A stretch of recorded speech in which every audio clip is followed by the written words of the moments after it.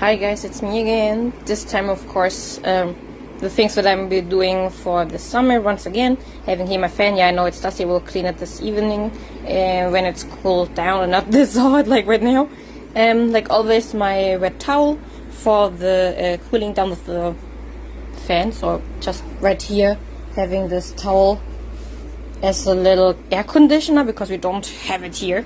Anyway, and then here, of course, on my bed as well, a towel which is for my small body because, as you all know, I'm not that tall. But anyway, then here emergency blanket which I will be closing with the window right now in a second, and also here are some Volo shutters.